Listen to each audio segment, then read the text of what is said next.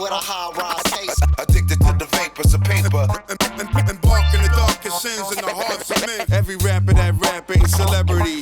I'm high pace with a What's up, guys? Thanks for tuning in to Two Cynics in a Pod. I'm one of your hosts. My name is Gotham Green. I'm based out in New York. I got my partner, my best friend of over 20 years with me, Mart. Tell them a little bit about us. Hey y'all, my name's Martin Arceneaux. Like Gotham said, we've known each other for more than 20 years, and we've done a bunch of music together and traveled around the country together. And yeah, we just thought we'd share our conversations that we have on a weekly basis with you all in the form of a podcast. Yeah, definitely. You know, we spend a lot of time just kind of chatting with ourselves. I drive from Brooklyn back to my house. Mart's on the other side of the country, and you know, we try to chat at least once or twice a week, just nonsense, topics, stuff that's going through our mind, life, work, friends, family, and you know, we like to talk. We like to talk to each other. We like to talk about you, and so we figured maybe we'd give you guys like a bird's ear listen into just a private conversation that Mart and I have pretty much weekly, if not more often. Yeah, and I think the cool thing about our conversations is we're both into a lot of different stuff. So there's always stuff that you're talking about that I like have no clue on, like a lot of sports and celebrity stuff. I'm like, who is that? What? I don't understand. Explain it to me. So I feel like sometimes it's like nice for other people. It works. It works both ways because you know, if anybody who follows you on social medias can see you're very active in you know, community building spaces, things of that nature, and I'll be honest, I'm not very well versed in a lot of the people you post about or a lot of the subjects that you post about. So I do check into them. And so, yeah, it's very interesting that, you know, as best friends and people who have a lot of stuff in common, you and I actually have a lot of stuff that is not in common. And if we put ourselves in front of a random bunch of strangers, I would say more often than not, they would probably be like, no, these guys are not friends. But it's funny because we really are super tight and we do have the same mentality on a lot of things, even though we may not have the same super topics of interest, for lack of a better word. And so it does meld very well, and it includes a lot of headbutting sometimes and a lot of laughter most of the time, which is where I think you and I really hit it off, is kind of just taking things light and, you know, having fun with life. And I think we kind of vibed off that, if I'm not wrong. Yeah, I think that just in general, our conversations are good because we're both sharing a lot with each other that we don't know about, and then opinions based around that. But we also vibe on a lot of things like just day-to-day interacting with people. I think we fall along the same page with a lot of stuff like that. So, yeah, I don't know. We could jump right into it. You sent me some topics, and I'm familiar with a couple of them, but like, I'm not familiar with others, so do you just want to get started from the top of the list? Yeah, I say we can go stop from the top of the list and we'll kind of see where it takes us from there. I mean, that's, like I said, this is typically what we do regardless. One of us comes with something we want to talk about and then it devolves into God knows what. So yeah, I'm looking forward to seeing where this one devolves into. Or the first one you sent me is about celebrities who go on TV and tell blind item stories, and you're specifically talking about Olivia Munn, who I have no idea who that is, so tell me first. That's even better. I literally have no clue who that is. So first tell me who the fuck is Olivia Munn? Yeah, so I mean, I don't know. Maybe most people don't know who she is, which is disrespectful, and I mean it in the most disrespectfully non-disrespectful way, but Olivia Munn really isn't that poppin' anymore, which is perhaps why she felt the need to have to go and do this to get her name back in the news cycle. But Olivia Munn is an actress, entertainer. She dated Aaron Rodgers for a while. She's dated a bunch of celebrities, maybe some athletes or what have you. But the reason why it bothers me is I don't understand the reason why celebrities, and Olivia Munn, it was just low-hanging fruit because it happened this week or last week. But this happens all the time. I just don't get why any celebrity feels the need to go onto a news show, a talk show, onto TV, and tell a blind item story about something that happened to them, but then they won't actually tell you what happened. So, for instance, Olivia Munn, using her as the direct example, it came out, she went on a talk show last week or earlier this week, and she told a story about how she was working on a movie one time and there was some bad stuff happening, which happens on sets, and I'm not condoning it, it should not be happening. But she was offered a 7-digit payoff to sign an NDA to not talk about it. And she rejected the NDA. She went on to not talk about it regardless. But she went on to this talk show to tell us that this happened. But what I don't get is, who is that really servicing? Like, who is that helping? Something happened to you that was bad. You don't want to tell us who, so you can't protect the people after you from perhaps working with that person who did that, or the production that did that, or as fans make us want to reject or boycott that show. But you want to get your name in the news cycle, and so you tell this nonsensical story that you don't give us any details on. So it really bothers me. Like, are celebrities that starved for attention? I mean, like, there's a lot of ways to get your stuff out there if that's what you want. I don't know if not giving us details is the way to do it, is kind of my point. So she went to talk about something that she refused to sign an NDA for, and she still didn't disclose anything. That's correct. I mean, I think it's like, it's laughable. Yeah, I think that some of it probably has to do with a lot of celebrities are just lack depth, and they just don't have much to talk about, and they're kind of shallow people, so they just are used to talking about themselves and what do you have going on. I mean, me and you know, we lived in LA both for quite a while, so it's a lot of people just talking about themselves and what are they going on. I got this. Even if they're not doing shit, they're just talking about what they think is going to happen or just bullshitting you. So I think that, like, you know, as you kind of climb the ranks in stardom, like, I think a lot of people never graduate from that, or they just weren't deep people to begin with, and they got lucky, or they caught their break, and that's literally all they know. That. Yeah. I respect that, right? But my thing is, if you're Olivia Munn or somebody on that level, while Mart may not know who you are, there are a lot of people that do know who you are. So if you're that status, you could go on any talk show to do anything. Like, you could go and do a cooking segment on the Today Show and they would be loving it. You could go on the Jennifer Hudson show. I don't know if that's still a real thing, but there's so many of these talk shows for you to go on to just talk about life or a hobby or whatever. I mean, look, LA was just on fire a couple months ago. You could go on and talk about that. Yeah. You could go into, I'm sure you do, I'm sure she does good work, right? Whether that's with a nonprofit or in the community or whatever. Like, you're sure that you know that she does, or you're just guessing? No, I'm guessing. But I mean, look, most of these celebs, at least she's giving money to some charity, right? Like, talk about that. Talk about your family. They'll book you. My point is, they'll book you, right? If you're not that cold, they'll book you. You don't need to go on to talk about something and then immediately be like, well, I don't want to talk about it. Nobody forced you here. You know what I mean? I guess that's where I have the problem. So she just brought the topic up when she was being interviewed. Yes. And yes. Well, what did the what did they ask her after that? They're like, so you're just not going to talk about it, or like?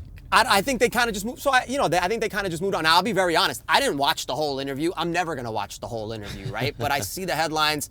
I read a little bit about it. I get sick and tired of it, and I go to the next thing. But these things are all predetermined. Like, what was the headline?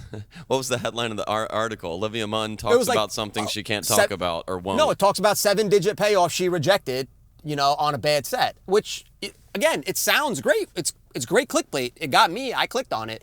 But then when I heard that she's not giving up the details, it gets to be a little bit frustrating. So, like, literally all the details were already in the title. It's like watching a trailer, and then you go watch the movie, and you're like, I already saw all of this in the trailer. That's like the best parts of the movie. And what are you talking about? Bad Boys 3? No, just like I feel like a lot of movie trailers. It's just like, oh, well, this is the title of the article. There's literally no substance past that. Thanks for wasting my time. Exactly. It gets to that, right? It's like, hey, thanks for wasting my time. I really appreciate it. But, just to circle back to answer your question, like, these guys, they've already told, like, their PR has already told the hosts of these shows, don't ask any follow-up questions, don't do any of that stuff. So you're never even going to get that, haha, gotcha moment. Not that anybody's trying to get her in a moment for a situation like this. Look, ultimately, the situation is sad, right? If you're being harassed on a set, whatever it may be, it is sad if it's really happening. But if it's really happening, shouldn't you feel sort of sense of responsibility that it doesn't happen to the younger generation behind you? You should really talk about it. Yeah. And what's weird to me, too, is or that... if it's like a sexual harassment thing, like, shouldn't you tell other actresses or just people in general, like, hey, this isn't cool, and this is why I rejected this. It's like, speak out. But I mean, I think a lot of celebrities are also, I think thinking that now, I think a lot of celebrities are also afraid to lose their status, or they're afraid to get blacklisted because people had power. It's like, well, Harvey Weinstein went unchecked for so long is because he had so much power until but that's over now, right? So yeah, but for the still, most I think part, it's still happening. It's such a male-dominated industry. Still, No, it's still happening. As far as power, it's still happening. Yeah, right. But the only way to stop it from happening is to continue to expose it. And so, just like the Me Too movement did get a lot of these scumbags out of here, you know what I mean? It did take a long time, but they did get them out of here at a certain point. And Harvey Weinstein's rotting in multiple jails right now, right? So, like, and where he deserves to be, by the way. But, you know, that was also, I guess that's another thing too, right? To me, why, like, the timing of things, specifically in Hollywood or entertainment, the timing of things really bothers me, right? Like, you could have done this 100 years ago. This is another perfect example of that. The Puff Daddy thing, right? People have known about these type of things for years. Yeah. And nobody does anything. And then all of a sudden, he starts beefing with Diageo, one of the biggest companies in the world that have lobbyists in every country, that have billions upon billions of dollars at their disposal, pardon me. And he starts beefing with them, and now all of a sudden, it's time for him to get out of here. It was time for him to get out of here in the 90s. Right? But you let it rock. And then he pisses off the wrong group, and now it's time to just get him out of here. So the timing of things, to me, it doesn't exactly scream justice for people, right? For the victims of any circumstance when it comes to Hollywood, stuff like that. I mean, right now, today, they're discussing releasing the Epstein list. Today, it's February 26th. They're today discussing releasing the Epstein list today. I mean, he killed himself, or allegedly, 6 years ago. Now is when you want to do this? Like, just the timing of things is weird. What's funny, though, is that the whole Olivia Munn and, you know, being protected on sets actually leads us into another topic that I had written down that I believe you also probably know nothing about, which is, if anybody out there has seen the movie It Ends With Us, you know what I'm talking about. And I'm talking about Blake Lively and Justin Baldoni. And that is a wild story. Okay, bro, my girl. Yeah, let's go into that, because you just have on this list of topics, it just says Blake Lively, who is another person I don't know who that is either. Yeah, and to be honest with you, sometimes that's enough just to write the name. It's funny, man. Before we even get into the topic, I was telling my fiance last night, and she was like, "Oh, can I send him a whole bunch of different things that he could look at?" And I was like, well, "Just wait on it or whatever," because she's super involved in this story too. Like, I mean, she is deep diving worse than I don't even know who, Greg Louganis. I mean, she is deep diving, right? So, like, she's like the Titanic the submersible. She's that deep into this Justin Baldoni, Blake Lively. Yeah, you're thing. like, First it works and out better if he doesn't know anything, so I can explain it. That is a fact. And then you can That is send a him fact. whatever. That is a fact, dude. And you know, so Blake Lively, and rest in peace to Michelle Trachtenberg, who passed away a couple days ago, and rest in peace to Gene Hackman as well. But yeah, so Blake Lively was on this show called Gossip Girl. Yeah. And Blake Lively was also in a movie called Green Lantern. Now, most of you probably don't even remember that because it was a terrible movie. It was Ryan Reynolds. The one it was based on the DC comic book. Yeah, well, it was pre, like, Marvel and DC's, like, you know, most recent Revolution. So it was, like, before they were pumping out superhero stuff every 30 minutes. And so it was like they were giving a shot to this Green Lantern movie. And Ryan Reynolds played Green Lantern. And believe it or not, at the time, Ryan Reynolds was married to Scarlett Johansson. And I believe Blake Lively was dating somebody else. They cheated with each other on that set. And then subsequently they got married.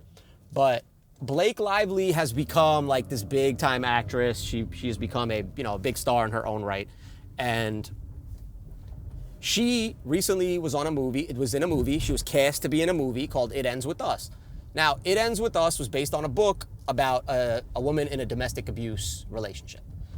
And the director of that movie was a relatively unknown guy named Justin Baldoni, and he ended up actually being the lead actor in the movie, and he plays Blake Lively's boyfriend, who I'm not here to spoil anything for anybody, but turns out that he was being physically abusive to her character in the movie. Okay. And I heard about this drama way before the movie came up on my interest or wanted to watch it or whatever. But, again, my girl wanted to watch it. I also was interested in watching it after all this news came out. And the sad thing about this, before we even get into this, is that the movie's actually phenomenal. Like, it was a very well done movie. Now, it's very dark and it's very sad, but it was a phenomenal film. It was done really well, eloquently, and great. Jenny Slate's in it. Hassan Minhaj, who I'm not the biggest fan of, but he's in it. There's a bunch of people in it. And what happened was Blake Lively accused Justin Baldoni of harassment on the set and also sexual harassment. And he denied the claims, and she sued him, and he countersued, and I believe he's now countersuing her and Ryan Reynolds for $400 million. The movie, I believe, made like $300 million across the world. It did really well. And they're just going back and forth, and they're just throwing dirt on each other and litigating it in the press. And then so she'll like leak a story, and then her lawyer will turn around and be like, hey, we want to put a gag order on it. And so, look, I don't know what happened. I wasn't there. I'm fully in the belief that Justin Baldoni is not in the wrong here. Now, I could be wrong, but from everything I've read, and what's crazy is that she was putting out like selective messages, and like they had like screenshotted text messages, but they weren't showing the full screenshot or whatever. This guy got tired of this, Justin Baldoni, and he went and put a website out with all of the documentation, including the lawsuit and including all of the communications that they had with each other, that he had with his staff, et cetera, et cetera. And so it's come out now that Blake Lively's a real bitch, pardon my language, but Blake Lively seems like a real mean person. And this is not the first time where she's had issues on sets. This is not the first time where somebody's came out and said anything bad about her. I mean, you could go look at it on YouTube right now. If you just Google Blake Lively mean, or go to YouTube and just type in Blake Lively being mean, you'll see interviews where she's rude to interviewers. This girl was doing press tours for a domestic violence movie, talking about, hey ladies, bring out all your florals and come watch the movie. She was talking to him about how beanies are sexy for a character. This is a character that's being abused. Like, yo, you don't need to be sexy right now. Like, the movie will speak for itself, And so, yeah, that thing just pissed me off so much, man. Like, and it's still going, by the way. They continue to just throw dirt on each other. Here's the craziest part of this. She tied Ryan Reynolds into this thing, right? So apparently Ryan Reynolds helped her rewrite a scene. It's not her movie. Somebody else wrote this movie. They rewrote a scene, Mark, and they didn't tell anybody. And when they were doing press, Blake Lively mentioned it on a red carpet. The writer of the movie was not aware that Ryan Reynolds wrote a scene. She thought the scene was improvised, which is bonkers. Blake Lively was really good friends with Taylor Swift. She brought Taylor Swift into a meeting to try to intimidate this kid. Taylor Swift found out about it recently, and she is pissed off. She brought Ryan Reynolds in. Yo, I love Deadpool. I love all three Deadpools. The third one, this newest one, might be my favorite. It might be my favorite of all three. Wolverine, all this. There is a character in Deadpool, because if you guys have seen the Deadpool movie, and again, I'm not ruining anything for anybody, but there are multiple Deadpools in it. It's multiverse stuff. So like, I think most there's people a scene, have probably seen that movie by now. I don't think you have to worry about and there's a spoiler scene, alerts. Not at all. And I'm not spoiling anything. It's a scene in the middle of the movie where you see like a whole bunch of Deadpools in one scene. Yo, one of these Deadpools, they named him Nice Pool. They gave him a man bun. Justin Baldoni used to have a man bun. What do you call it? Blake Lively's character in It Ends With Us owns a floral shop. She's a florist. Her name is Lily Bloom, which is a terrible name for a person who owns a florist shop for a movie character, but that's neither here nor there. Yo, in Deadpool, Nice Pool gets shot up in front of a flower store. It is said that Ryan Reynolds went and wrote that character in just to disrespect Justin Baldoni. yo, if that's not using your power in Hollywood to try to ruin somebody, I don't know what is. And they're talking about how he's trying to ruin her reputation and all this. And so again, I actually just looked it up. It says there is actually a current lawsuit that Ryan Reynolds referenced Justin Baldoni with the Nice Pool character. yeah. So yeah, they're getting sued. Oh yeah. He's suing them for $400 million. It's crazy, dude. There's no debating that the Nice Pool character is making fun of him. There's zero. Yeah, because debating I struggled to. I mean, I haven't read those. I used to be really into X-Men and X-Force and Deadpool when I was a kid, but I struggle to. I remember some of those Pool characters, those Deadpool characters, but I struggle to remember the Nice Pool character from the comic. He's not in it. So yeah, so I don't think so. Like it didn't come up on my search, so I'm assuming they may have been taking a swing. Oh, no. He was taking a huge swing. And not for nothing. It hit. Like, it was funny and it was great. But I mean, once you find out what it's based on, it's just like, dude, come on, man. Because she's out there in the public claiming that he's ruining her reputation. Yo, this is the biggest couple in Hollywood. Like, this little guy is not ruining your reputation. You did that yourself. But again, just to tie this back in, right? Look, if these things are actually happening on a set to anybody, that's outrageous, that's unacceptable, that's not how it should be. So same type of thing with Olivia Munn, right? But where it gets a little bit rough or rocky to me is that, again, this is the whole thing, right? Like, if we're constantly going to be given the boy or girl who cried wolf, when should we start to believe it? Right? And so all you're doing is taking away from people who really maybe have gone through those type of things, and now we're not gonna believe it. That's like the thing where they say believe all women until it's a woman you don't like, right? Or until it's a guy you really like. And so that's not fair. So if we're gonna be equal, then be equal, but don't use your power to try to ruin somebody. And like, yo, it came out that like she's been wanting to take over this movie because there's gonna be a sequel, there was a book and all that, and like it made a lot of money. She comes off as this really nice girl, right? And then, what's funny to me is that the internet never forgets, right? And so she'll come out and say something, and then immediately on social media, thousands of people will start finding old interviews from her or old clips from her. So for instance, one of her things was that, I was just an actress on this movie, like I didn't have power like that, da-da-da-da. Everybody found a clip of her doing an interview where she herself, bro, talks about, I act like an innocent person just trying to get the job as an actress. Once I get the role, I try to take over the entire production.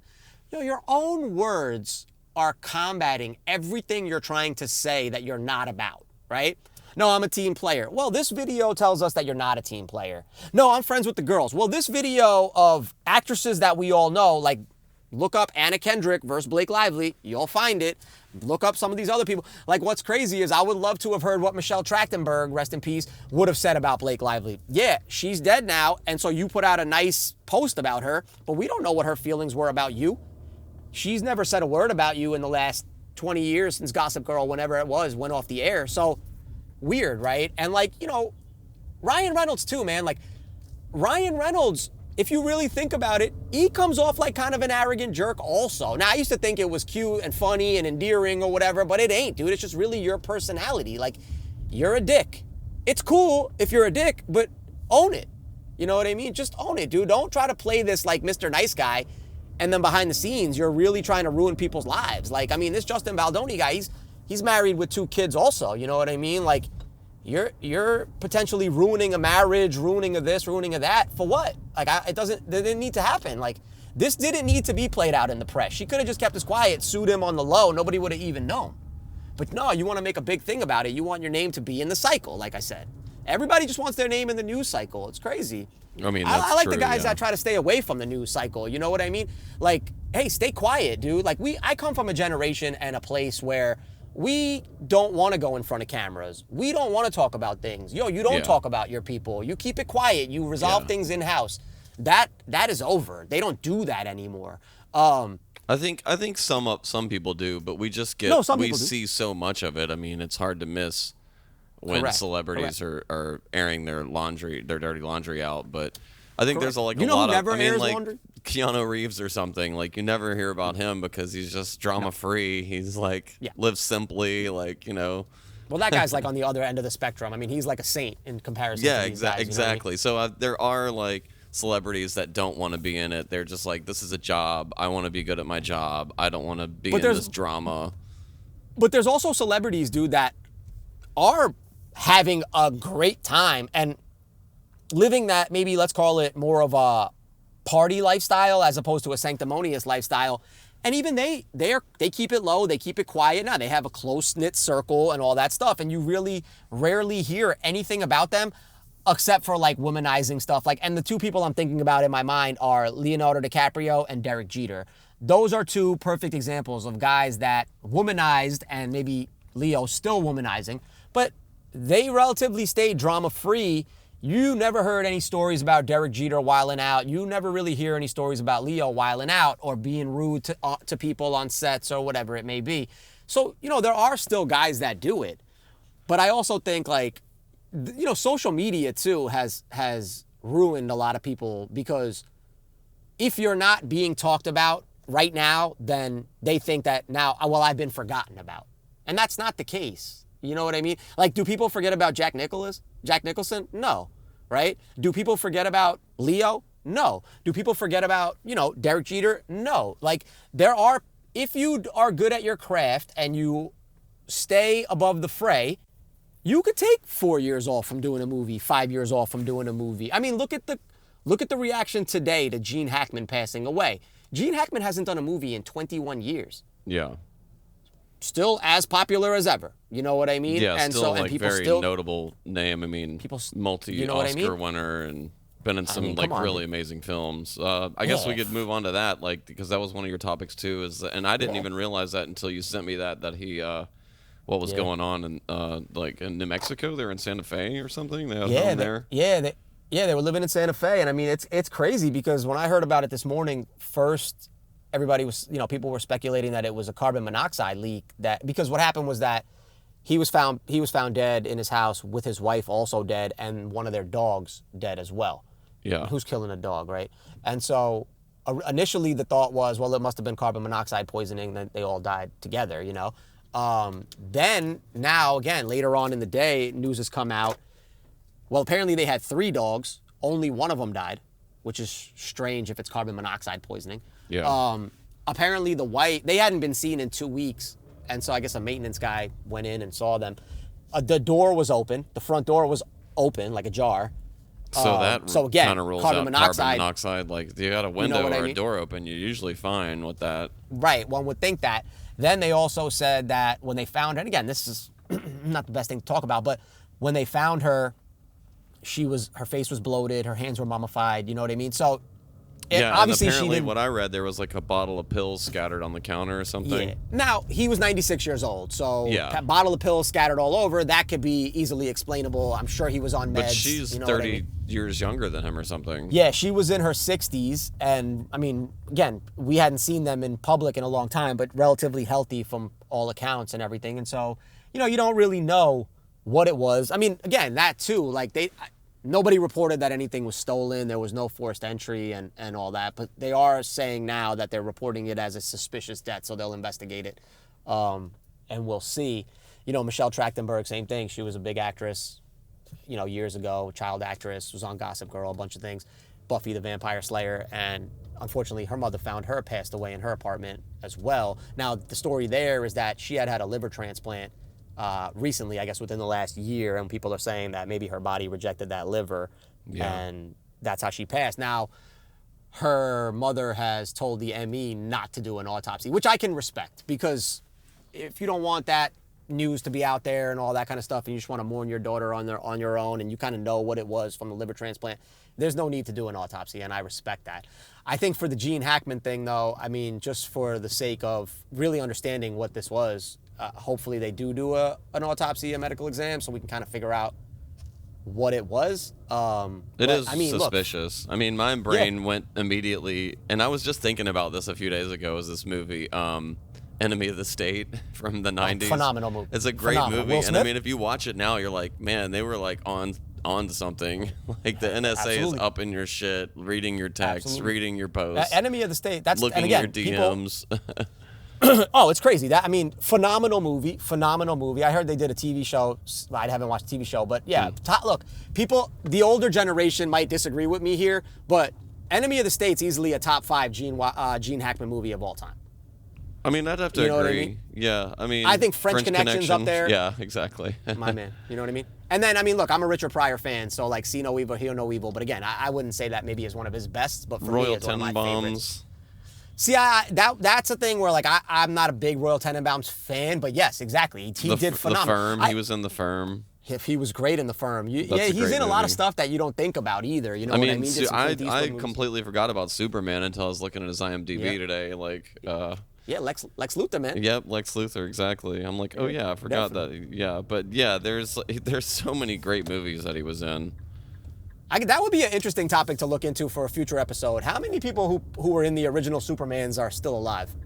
Because, I mean, Christopher Reeves, dead. Gene Hackman, dead. Richard Pryor, dead. Like, we keep going through the list. Like, Hey, speaking of Superman, and this is like totally off topic, but it's something that bugs me because I hear this song every now and then in the area that I work in. But there is a line that Nicki Minaj talks about not fucking with horses since Christopher Reeves, but my mind immediately goes to, I mean, were you like in equestrian sports? Did you actually ride horses ever? And that happened like forever ago. So were you riding horses back then? I seriously doubt it. Anyways, that's where my mind goes. that's funny, dude. I mean, my mind, anytime I think about Christopher Reeves, my mind goes right to Eminem because Eminem spent years just ripping Christopher Reeves apart for fun, and I mean, still does. And again, some of the songs are not great, but some of the lines are phenomenal. I mean, everybody who knows me knows I'm a huge Eminem fan, so like, I go right to Eminem with Christopher Reeves, and it shit still makes me laugh. So, yo, Eminem, if this gets to you, keep going, bro. I think that shit is hilarious. I know he's been dead for. Well, if 100 years, Eminem's but listening to the podcast, then we've done very well for a first episode. So. Hey, whatever, man. It could get to them, you know what I mean? So we got, like, what's crazy is, like, I mean, again, we could get into this later on in life, I mean, in our podcast, but, like, in our life together, like, as music partners and things like that, we have a lot of connections to a lot of people. I mean, it's not even 6 degrees of separation to a lot of your favorite stars. And again, we don't use it to our advantage. We don't use it for anything. We actually shy away from it. But as crazy as it sounds, it's not out of the realm that it may get in the hands of somebody at Shady, and then it gets, you know what I mean? It's not totally. I mean, I did work for Rosenberg, and so. Right. And we've been on but I Shade never, 4. They played our met music on Eminem, Shade 4-5. Never That's met correct. 50 Cent, but then, you know, as if people know me, they realize they know that my dad is working with 50 Cent, which is the weirdest fucking thing, and that's a whole other podcast episode. Yeah, we don't have to. Yeah, that might be a whole other podcast. Totally. We don't need to talk about that here. It definitely is. It definitely is. Oh, man. Because, I mean. Dude, but speaking. Oh, go ahead. Yeah, like, I didn't even know what was going on. My old man just sends me a picture of him and 50 Cent, and he wouldn't tell me what I'm like, with no context, just the picture. And I'm I think I told you what was going on. Yeah, and then I was like, well, G has to know what the fuck 50 Cent is doing in Shreveport because he knows rap drama and just like rap gossip. And you're like, oh yeah, he's looking at movie studios. And I'm like immediately. And I'm like, man, this old man cannot tell me what's going on. And then my best friend in New York like knows exactly what's going on. So let me tell you why. Because number one, I'm a huge 50 fan. And number two, I love Shreveport. I've loved Shreveport since the first time I went to Shreveport, which if you're from Shreveport or you've ever been to Shreveport, you're looking at me right now like, what the hell is wrong with this guy? But I fucking love Shreveport. And so I pay attention. But yeah, dude, 50 took G-Unit Films and built out took over a huge old studio out there. But dude, just... So New Yorkers apparently love Shreveport. I mean, you met Oliver Stone in Shreveport. We bumped into Oliver Stone in Shreveport. Is he a New Yorker? Yorker? Maybe I'm wrong. I mean, he seems like he is. If he's not, he should be. Yeah, I feel probably, like he's like a New Yorker, but who knows? I mean, like, I feel like I've had fun experiences in Louisiana no matter what. Like, we bumped into Arch Manning. I won money at a casino over there. Like, Archie Manning, actually, we ran into Archie Manning in New Orleans. Archie, right, not Arch, sorry. Arch is the young kid, I apologize. Archie, the father of Eli and Peyton, and shout out to Eli, won me 2 Super Bowls. But, no, dude, sticking on 50 for a second, because just talking about how, you know, again, like, you could do things on the low, and some people are looking for their name in the news cycle or whatever. Yo, 50 Cent is a genius. 50 Cent, you don't want to go against 50 Cent, man. Like, Yeah, that's this facts.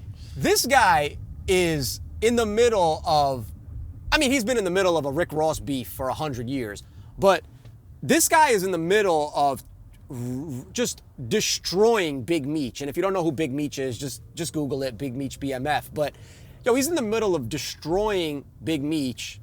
And while he's doing that, still has time to destroy Little Meech, who's Big Meech's son, Joe Budden, and anybody else who has anything to say about it. 50 is a genius. You don't want problems with 50, and 50 is great at not seeking out the news cycle or the talk shows or whatever, but always being talked about, right? And it's funny because he doesn't really go out of his pocket, meaning like people, you go under his comments and people are like, why are you doing this? Why are you being so mean? This and that.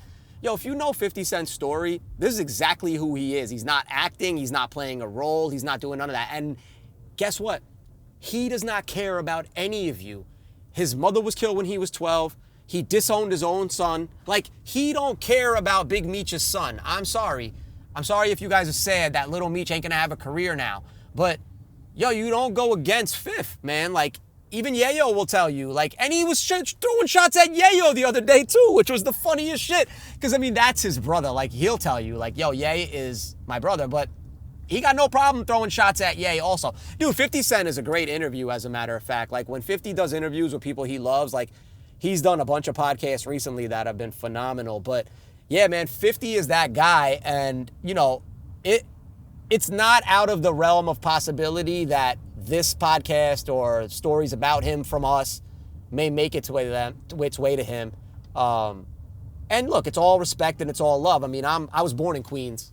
I'm a New Yorker forever. Like, I was screaming G Unit in 2000 and 2001 in the streets just like everybody else was. I had the G Unit sneaker and all that shit. But yeah, man, it's just one of those things where you got guys that are starving for the news cycle and they go out of their own personality to try to get there.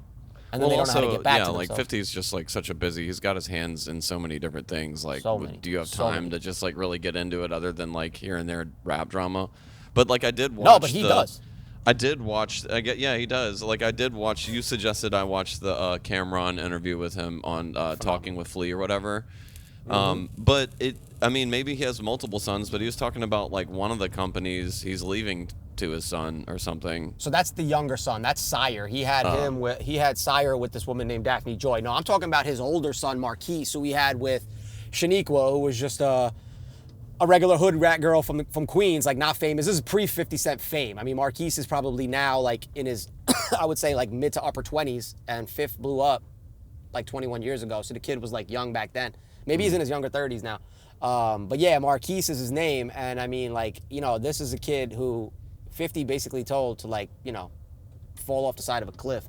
And where did that beef? I mean, where did that beef stem from? Like, So that beef stemmed from like him just being, I guess, like from 50's perspective, him feeling like he's entitled. Like he paid out child support through the kid's 18th birthday, whatever. Shaniqua, his baby mama, was kind of, not so amenable to things with him, and was trying to like, beat him up for more money, this, that, and the third. What's funny is, I don't remember. I forget who it was. I think it was Fifth, but I'm not sure. I believe Shaniqua asked for more money. And so at the time, Fifth was like, yo, I'm already paying too much. And what did he do, bro? He sued himself for child support in family court and went to the judge, and they actually reduced the child support to less than what he was paying her at the point. So she wanted more money, and he ended up getting a situation where he ended up having to give her less money.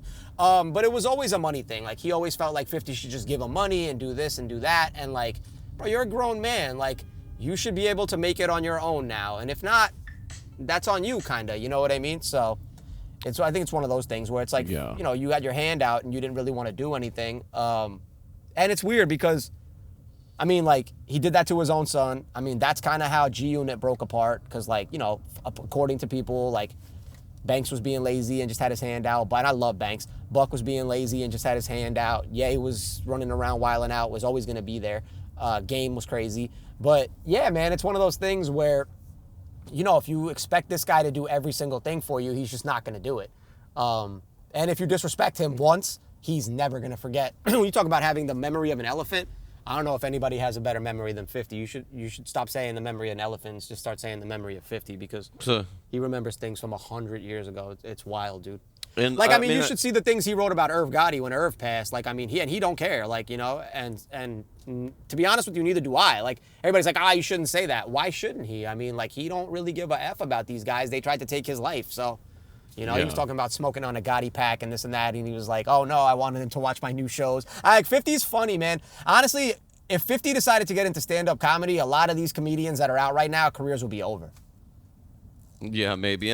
His humor's subtle. If it's a lot of inside jokes I found on the Cameron interview where I'm just like, I don't know all the drama that they're talking about or even some of the specific things. So I'm just like, if you're not on the inside, if you don't know what they're talking about, it's not funny. No. I'm sure that's if I knew the drama and all the history they were talking about and some of the stories they were going about, I'd be like, oh, this is hilarious. But otherwise, I'm like, I don't know. It's like no. I can agree with you on that. When he gets that's what I was telling you, right? When we were talking about this before we started the podcast, a couple weeks ago, when I told you, 50 is very interesting in the sense that when he goes to do an interview with somebody that he considers a friend or somebody that he actually likes, he's very much more open and he's very much like that. He talks private joke stuff, private stories, old stories that maybe only a few people know.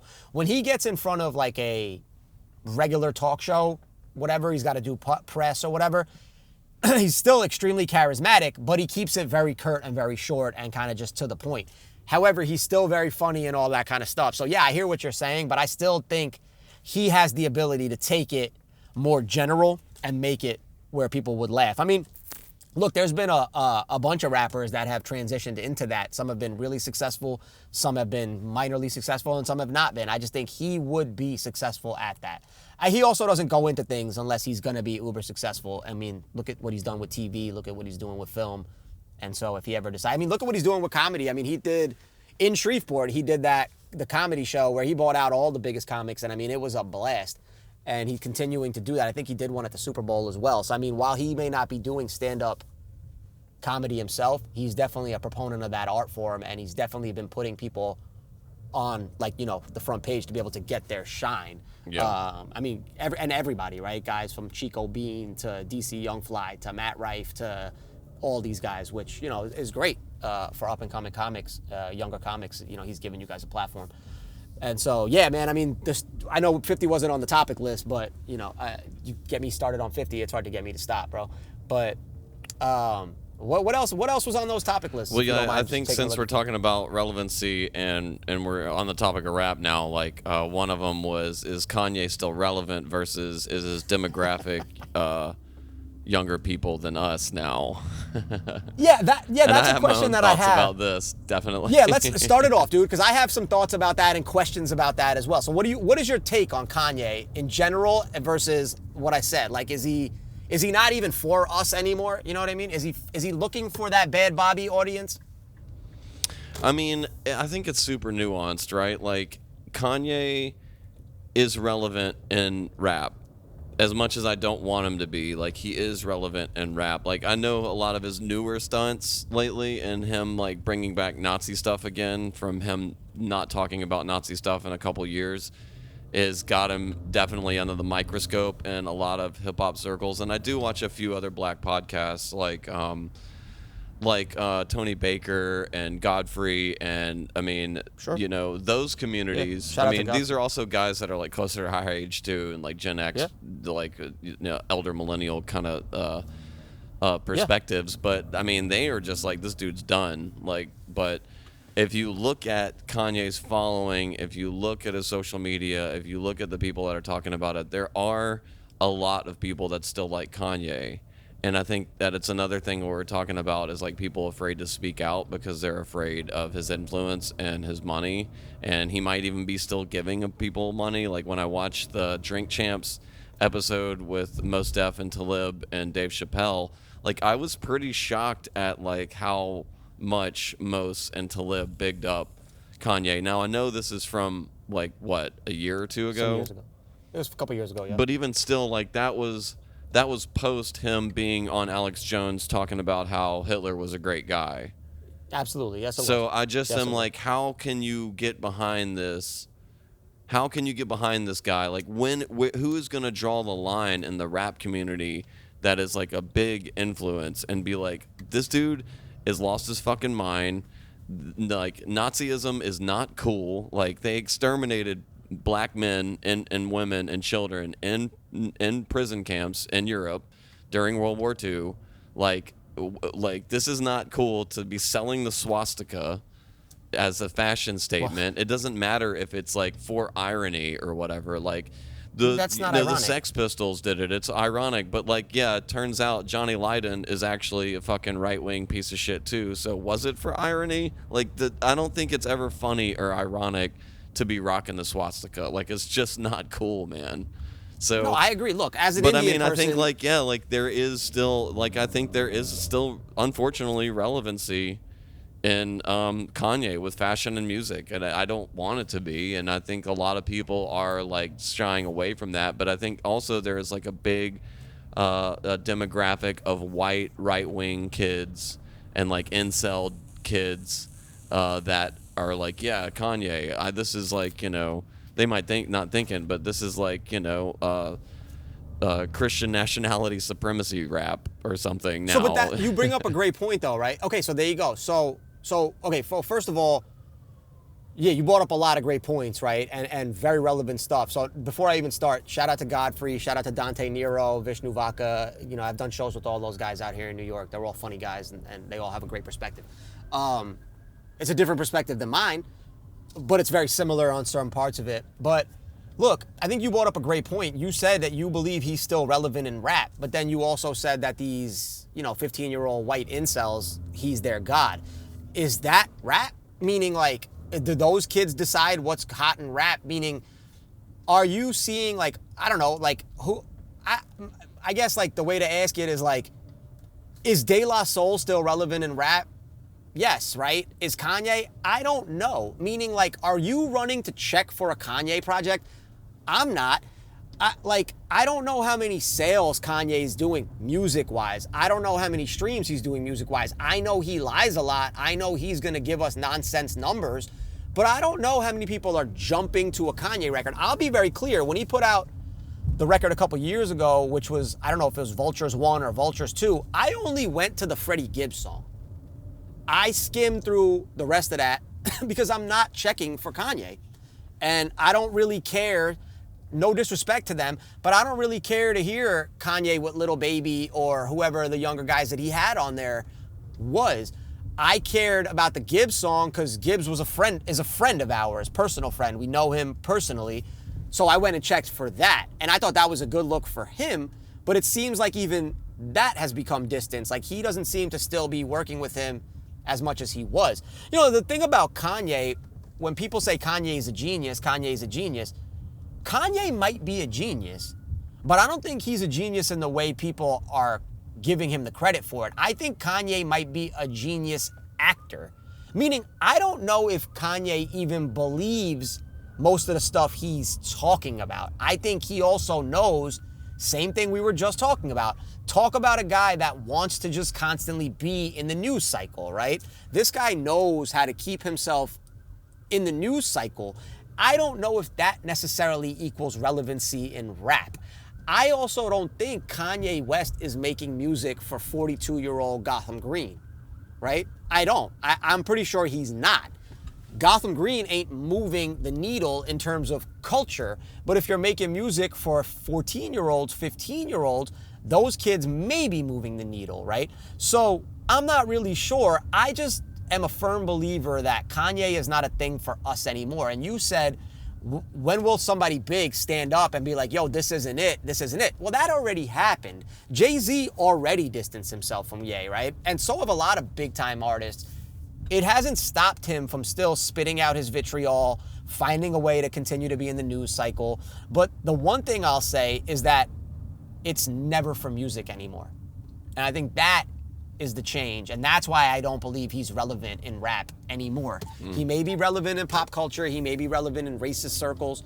And look, in terms of the swastika, I don't think you should be doing it. I think it is completely disrespectful. I think it is a piece of shit move. As an Indian person, do your research. The swastika was stolen from us, right? And it was flipped around and it was used in the worst way possible in human life. Yeah, to where you can't use it again. Correct. I don't think anybody should be celebrating it. I don't think anybody should be using it. As a matter of fact, it's still used. The original version of it is still used in Indian culture.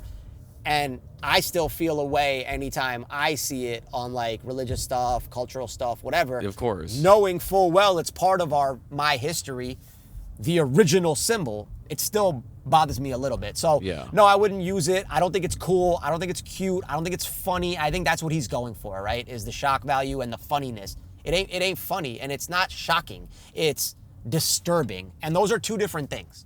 You know what I mean? Yeah. And so I don't want to go for disturbing. You want to go for shock value, cool, but there's ways to go about that, and people have been doing that since the beginning of time. I mean, look at, again, I don't care about the beginning of time, but people have been doing that forever. Look at Marilyn Manson and people like that. It was complete shock value. I mean, I guess theoretically you could say Eminem was shock value when he first came out, right? Yeah, but still, sticking 9-inch nails to each one of my eyelids. It's not the right like, kind of shock value, though. Like, if you think about it, like, I mean, Marilyn Manson burning not Bibles disturbing. and stuff, it's like, and like even like using some fascist imagery in his art and talking about fascism in his music, he's still not actually disturbing. using the swastika or fascist symbols for that matter. You know, right? Which is where I draw the line between shock value and disturbing. He has definitely made new symbols that like could be taken as fascism, but I think his base understands that he's anti-fascist and that he's like poking fun at it.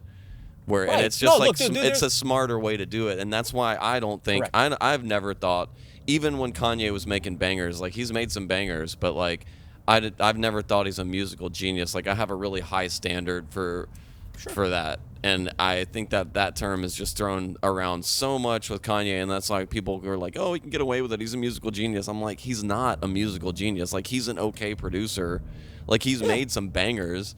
But like there are way more producers that have way less money and get far less credit than Kanye's Forget catalog. about way less producers, dude. People will credit Kanye for the Rockefeller sound and the Rockefeller rise, right? Jay-Z, Rockefeller Records.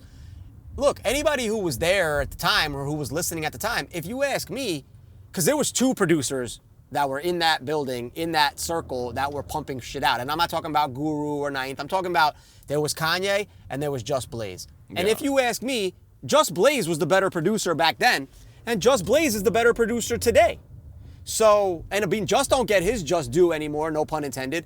But yeah, really though. Just Blaze was more instrumental in making Rockefeller what it was than Kanye. I agree. Just Blaze actually made every single beat that his name went on. You can't say the same thing if you're Kanye. I mean, early Kanye records, but probably not now.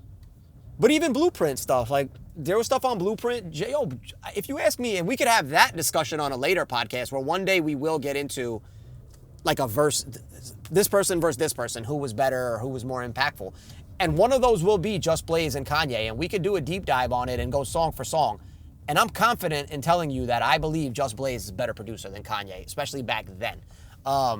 With that being said, Ye knows how to stay in the news cycle. So from that perspective, hey man, that could be considered genius.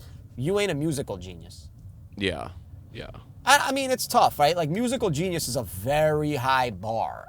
It's difficult. Like Quincy Jones was a musical genius. You're gonna put Kanye on the same level as, you know what I'm saying? And I mean, now, like, going I back feel to like RZA is probably closer to that bar. Maybe not a full musical genius, but way closer to that bar. Like, people aren't running around saying, RZA's a genius, RZA's a genius. Like, I think he's more of a musical genius than Kanye. I agree. Like, I agree. With a more diverse catalog. Like, he's done all kinds of shit. I know, agree. outside of hip-hop even. It's just like, oh, this guy has just pretty much made hip-hop records. Like, how is this? And he's just making beats. I'm sorry, but it has to be way more complex than just like making beats as a hip hop producer. If you're going to be a musical genius. RZA heralded one of the best groups of all time. RZA got 9 guys from different hoods that were in the street heavy to come together to become one of the biggest rap groups of all time. RZA I mean, and scored that's just multiple scratching films. the surface, you know? Yeah, no, that's just the first day. RZA scored multiple films. I mean, Prince Rakeem, RZA, you can't compare RZA to Ye. It's not possible. Speaking of RZA, like, though, and that's a huge gap. And for me, I'm like, if there's a gap that big between these two talents, like, one of them is clearly more genius than the other. And I would have to say RZA is like, it's not even a yeah, close exactly. Like competition. how, and then there's so many great producers in between that don't get credit. Like I would even consider Pete Rock probably a more genius producer than. I would rather talk to Ninth Wonder than Kanye, bro. Ninth Wonder will fucking produce circles around Kanye. Yeah. Come on. Like I mean, like, put yo, these you got guys younger in a kids, right? room. Put these guys in a room with an MPC or like give them one drum machine or sampler and a week and like see who comes up with the best beats. And then talk to me about genius producers. Here's an interesting one. The two guys that had the most recent rap beef, Drake versus Kendrick, right?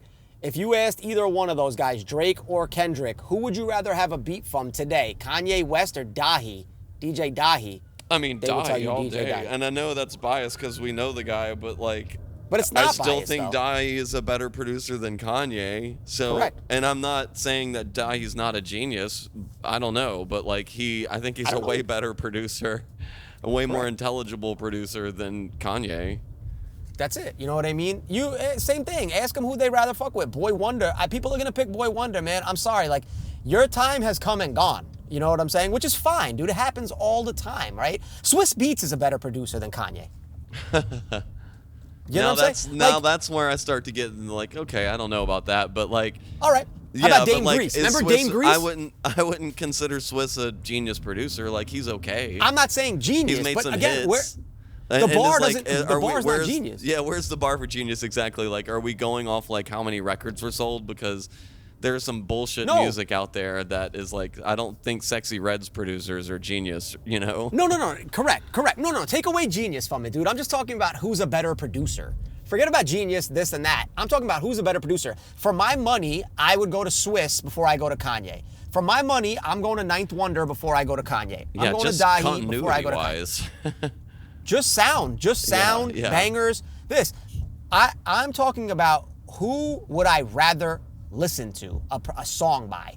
I mean, a beat by. And I'm telling you, I would pick most of those guys over Kanye. All the guys that I just listed, but I would pick them all over Kanye. It's fine, bro. Look, Dame Grease was a better producer than Kanye. Dame Grease was instrumental in DMX's career. Irv Gotti was a better producer than you, yay? Like, I'm sorry, bro. Like, I'm not trying to be disrespectful. I know this is called Cynics in a Pod. I'm just being honest. Like, it's cool, man. It's different strokes for different folks, right? So just because I'm saying this, that doesn't mean that I hate you. That doesn't mean that I don't think you're valuable. That doesn't mean that I wouldn't still fuck with a Kanye record. I'm not saying that. I'm just saying you ain't the best thing since sliced bread, the way you tell everybody you are. Yeah. You know what I mean? And so that's kind of where I'm at with Kanye. And I really will end on the feeling of, yo, you're not relevant in the circle anymore, my guy. I'm sorry. Like, you are not.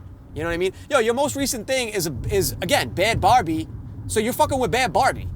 You're not even fucking with Kid Cudi anymore. Like, you know what I mean? Oh, I didn't even know that.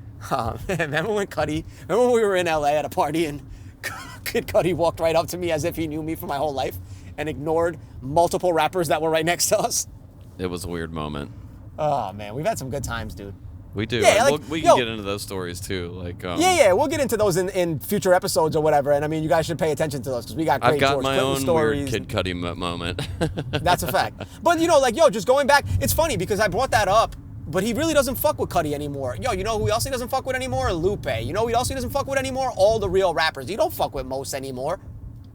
Like, Yasin Bey ain't fucking with him now. Well, going I back really to don't that, think so. like, well, I mean, are you sure? Because, like, No. explain that to me in that podcast. Like, it did seem like Dave So, look, Chappelle I don't know if I could distanced explain himself it to more you so from in that- Kanye than Mos and Talib. But, like, why is Talib so hesitant? And why are they bigging him up? Like, oh, he's genius. Oh, this record was fucking amazing. And I'm like, dude, you guys made better records than him. Like, come on. You know what? Look, I don't know. I don't know why I can't tell you why they were saying what they were saying on the podcast. I'm sure they have still some love and respect for Ye. I'm not saying that they're not friends anymore or they're not cool or whatever, but Do you think they have phone calls with him and they're like, dude, what's up with the swastika? This kind of isn't cool. No, I don't, because I don't think that anybody who really, really was close to him, around him like that, believes any of this shit is real. And but that's it's not why cool because other people do. Like they have to be smart enough to know that like this is empowering white supremacy. This is empowering but I'm just white kids. I'm just here to sell. To I'm be an like, see, entertainer, it's bro. okay. If it's okay in rap, then it's okay to rock the swastika and give a seagull. Like, you know. Yeah. But he can turn around and be like, dude, I'm just an entertainer. Like, I'm just putting this out there. What people want to consume is their own business, which is an absolute cop-out, but it's an easy excuse for any artist, right? Yeah. But no, dude, I really do believe Kanye has, like, informed his inner circle that, yo, all this shit is just for money. Like, I'm not here. I don't believe in any of this shit. You know what I'm saying? Like, I really don't think he believes in any of that shit. I don't know, man. I don't think Kanye is... I don't think he's thinking that far ahead. Let's put it that way. Right? Like, I don't think Kanye is thinking 3-4 moves down the board. I think he's thinking about this move and only this move. You're not really thinking about the repercussions of any singular thing, right? That's why you'll buy a Malibu mansion for like $15 million and gut it and let it sit there forever and then sell it as a gut. Like, you didn't have a plan to rehab this the right way. You didn't have a plan before you went into any of these type of things. Like, you know what I mean? Like, yo, you lined up with Nike. You didn't have a plan. That shit fell out. Then you had to circle back and try to figure it out. Then you got with Adidas. That thing fell out. You didn't have a plan. Now you have to try to hustle and figure it out. Like, now you're selling swastika shirts. Yo, you went from the #1 selling sneaker, which has always been one of the ugliest sneakers I've ever seen, to selling swastika shirts. There's no way there was a plan. You know, you're just not planned out. And that's why guys that are very meticulous with their shit don't want to fuck with you. Yeah. Because I can't have you. I've planned out this whole journey. I can't have you come here like a Tasmanian devil / tornado and just rip shit apart, bro. Like, we have a plan. Yeah. You know what I mean? Like, Jay-Z had a plan for all that Watch the Throne shit. Like, that wasn't just like, yo, let's do an album and we'll figure it out after that. You know what I mean? Like, there was a plan, dude, and you went against the plan, and you weren't thinking strategically. That's it, right there. Perfect. I stumbled upon it, like I normally do when I'm just talking. No strategy. Yeah. Kanye is no strategy. No, he's not. It's just knee-jerk, And that's a problem. reactionary insanity. Right, and that's a problem. You cannot be that way when you're that high up there. You just cannot. Look, the funny, I don't know if it's a funny question or whatever, but the interesting thing to me is going to be, how much longer do you think Kanye has to be on the forefront of whatever? Let's call it pop culture. Because eventually people have to move on from him, right? I mean, I don't know. Like, I'm surprised it's lasted this long. Since the Alex Jones thing, when he's like big up in Nazism, I'm like, this is not, like, how can this guy still have a following? Yeah, no, I feel you. It's crazy, So, dude. I don't know. like, I mean, I definitely see more pushback in the black community now with the Super Bowl ad and the Nazi shirts. Like, I definitely see more pushback now. So it would be interesting to see an interview with Mos Def and Talib and Dave Chappelle afterwards, and them talking about Kanye and still picking him up, like, oh, and not being like critical of him in any way. See, but I don't want to see them. I don't want to see them. You know why? Because they never, like, they'll forget about Dave. Put Dave out of this. But Mos and Talib, right?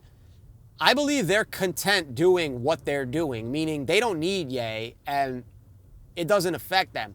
What I want to hear, who I want to hear from more so is Pusha T. I want to hear from Pusha T. I want to hear from Tiana Taylor. I want to hear from those. I want to hear from Kid Cudi. I want to hear from the guys that relied on Kanye for a career, right, with good music. And I want to hear what their take is on it. I haven't heard Pusha T, and I could have missed it, but I haven't heard Pusha T talk about Kanye recently, and they were like the best of friends. I mean, like, he was the president of good music, right? So I would like to hear that. I mean, Nas got away from him real fast after one Nonsense album, you know what I mean? I would like to hear from those guys because those guys' careers really were dependent on Ye for a while. Mos and Talib were something before, and I understand people will come at us and say, well, Clips was something before also, and I get that. But Pusha T's career was elevated because of Kanye. I don't know. Yeah, if man, Mos because Def and Talib I didn't could realize and maybe just me ignorant or not reading the credits, but I didn't realize Pusha T was one of the brothers from Clips like for years afterwards. So Yes, sir. until Pusha he T was and like Malice. doing good music and Kanye stuff, you know. Yeah, Pusha T and Malice. That's right. Yes, sir. Yep.